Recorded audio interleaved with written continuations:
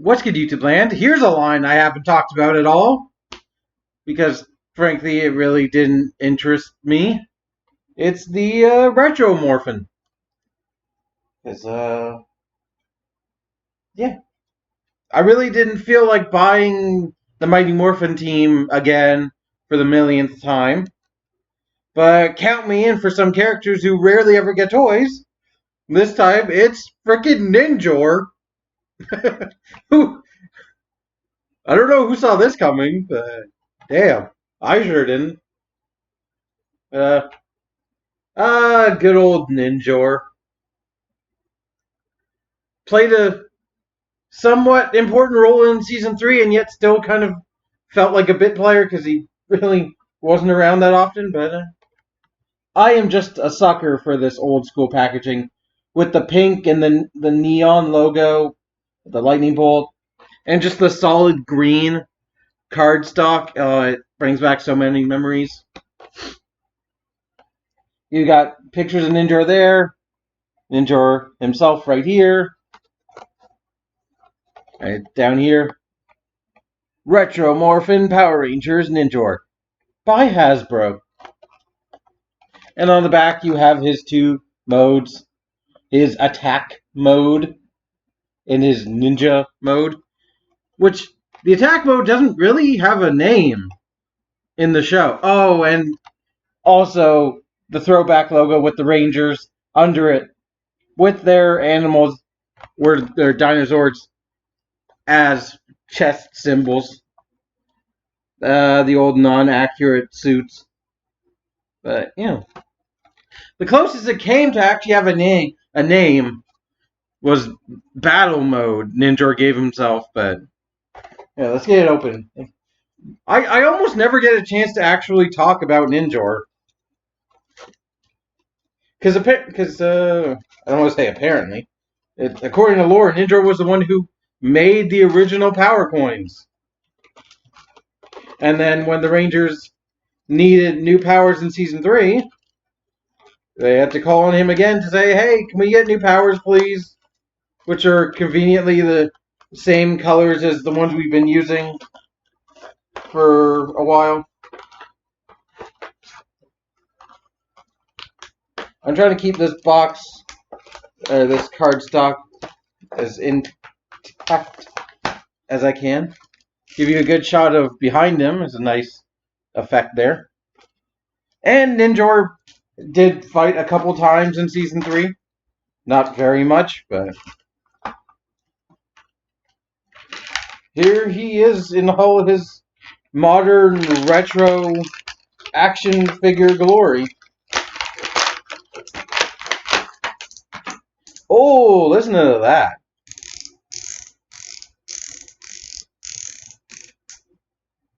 Oh, that's some nice ratcheting. The hips, no. So yes, if you're not aware, the Retro Morphing line is a throwback to the Retro Morphing line of the original Mighty Morphin toy line, who I still actually have one, Trini here. And, you know, they went from human head to Ranger head. And that was the whole gimmick. Just flip. And they had generic, or I want to say generic, they had their weapons in like solid white. But it has some decent articulation, especially for the 90s, with kind of everything, well, not everything, but like shoulders and elbows and hips and knees. Like, that's surprisingly good amount of articulation for back in 93. They've been revived, I guess, in the modern day. Obviously, starting with everyone in Mighty Morphin. I'm kind of surprised they actually went with a Ranger Slayer so early on. Like, they haven't even gotten the full team out, and they're already doing one wave of Ranger Slayer, both Tommies, Ninjor. Like, they're already going to characters you don't really expect to get toys right away. But I do like Ninjor's design. solid blue robot. I don't know whether he's actually a robot or what his actual story is in the dub in Mighty Morphin. Because he wasn't created for Mighty Morphin. He did appear in the Sentai counterpart Kaku Ranger, where he was hilariously named Ninja Man. Ninja Man. But I kind of like him. I do like his sort of not threatening voice. Like the whoever does the voice for Ninjor is hilarious. And you also get one accessory, sort of, or two accessories. It's his katana and sheath. Which, am I doing it right? Do I want to put it in the other? Can it do the full sort of Naginata mode? No, it can't. Ah, there you go. Pshing. They're just dull, unpainted gray plastic with some nice molding, but it is accurate to the toy line. It's homaging a toy line. It's not going to be the most detailed thing. It's especially when you're homaging a 90s toy line. But there's his scabbard. A little bit of black, a little bit of gold. Not too shabby. That was unintentional. And you just sort of plug it into his back. Oh, I love that ratcheting, though. And he can kinda. Oh, that's such a nice. That is a nice sound. I'm trying to make him withdraw his sword, but the scabbard likes to just unpeg with no effort. Yeah, never mind. It's not really worth it. I'm trying, but nah. Oh, wait. Yeah, it doesn't sit very well in his hand.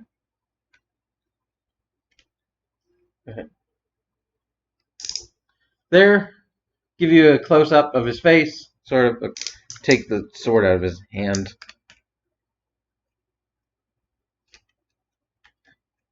I really like his helmet design. It's just sort of, it's kind of cool looking. Don't know what it really, the big N coin on his head and his chest are a bit dorky, but it's kind of an adorable dorkiness that he gets away with.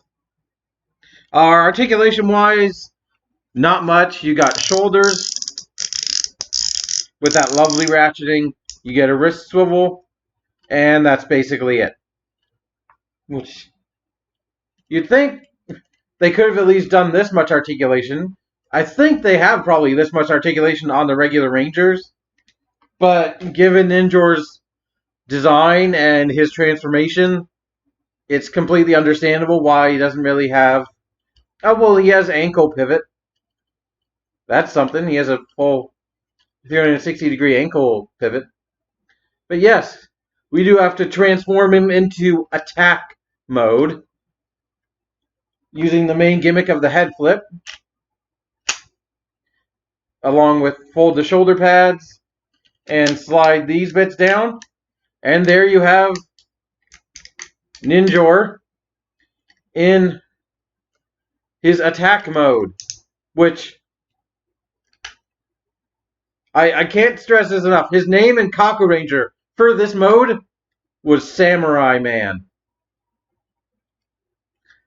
A ninja becoming a samurai, which is hilarious, but also fairly accurate because a lot of samurai in that period were also ninja, basically. It wasn't just the farmers trying to get, revenge against their samurai overlords.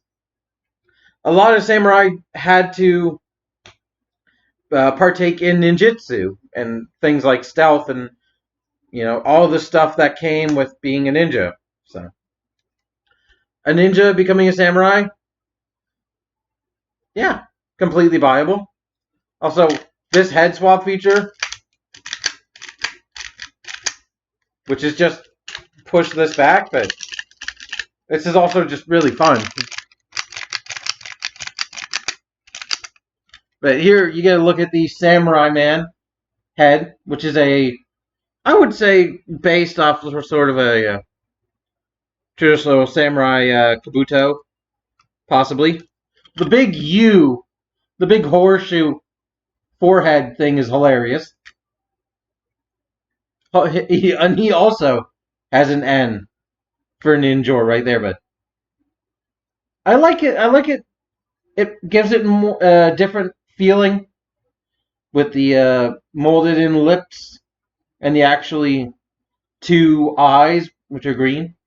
And the chest piece is a nice touch.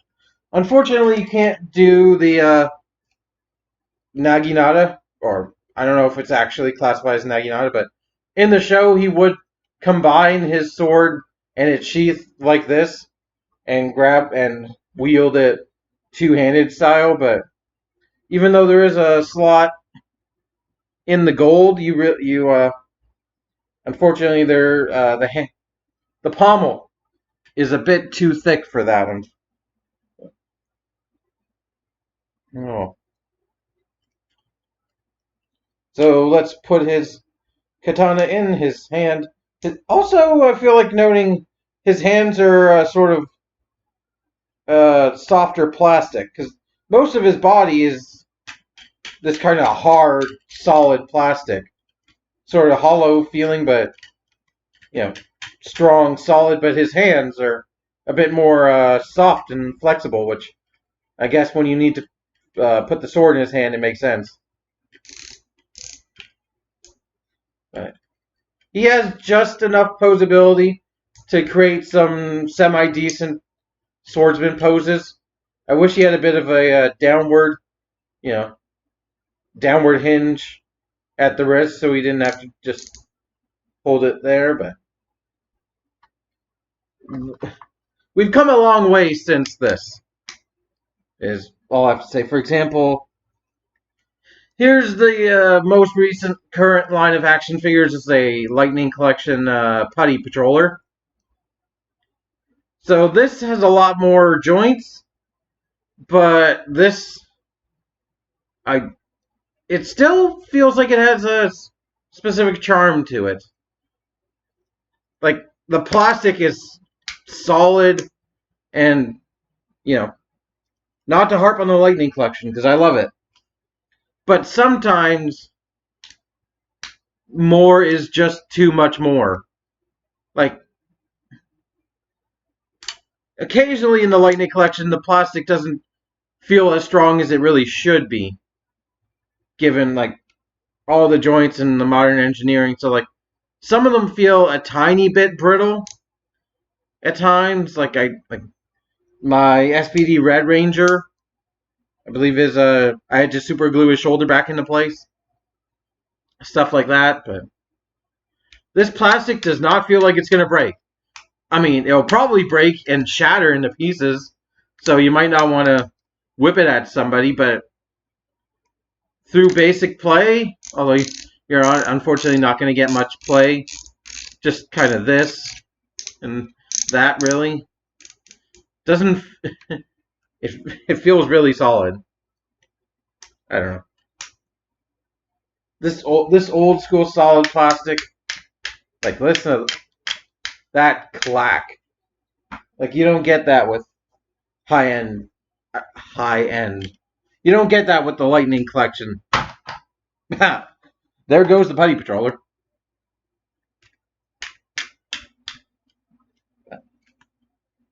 I don't know. Maybe I'm just making things up for the sake of extending this review, because frankly, I could make a 2-minute video of just, hey, look, it's Ninjor, but who wants to really see that? So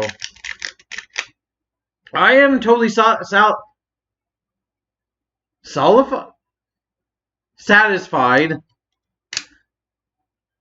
with this Ninjor as a display piece. If I were doing like a, something like I might display him with my Mighty Morphin figures. I hope that the Lightning Collection actually gives us a Ninjor. It doesn't even have to transform into Samurai Man. Like you could do two different, or you could have removable pieces.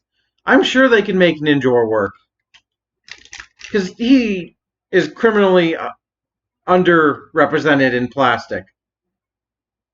Because even back in the original, in season 3, I think the only toy he got was like in the DX Robo series, as opposed to like a standard action figure. But it's always done the Samurai Man gimmick, the head swap and the armor.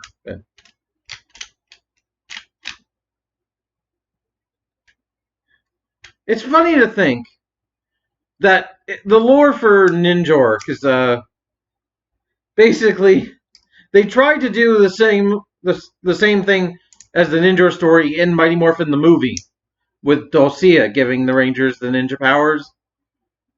But I guess when they realized how bad the CGI looked, so they decided to redo it at the start of season 3 and went, instead of bringing Dulcia back, they were like, let's take stock footage from Kaku Ranger and just give him a slightly different name.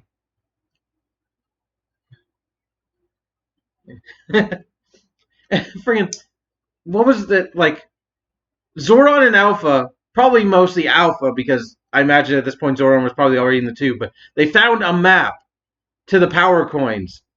And once they grabbed the power coins, they never continued to explore it. Like, they left the map until the Rangers conveniently needed it to move the plot along.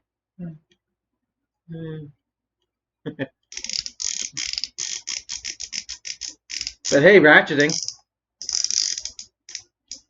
So do I recommend Ninjor? Yes. Yes and yeah, sort of. He's not the best action figure, but if you're a fan of Season 3 and a fan of this character design, very rarely do toys of it come along, so you might want to pick it up. It's just under $20. So I could say, for a sort of display piece with a little bit of functionality, it's just completely nostalgic to me. Yeah, I can say he's almost worth $20.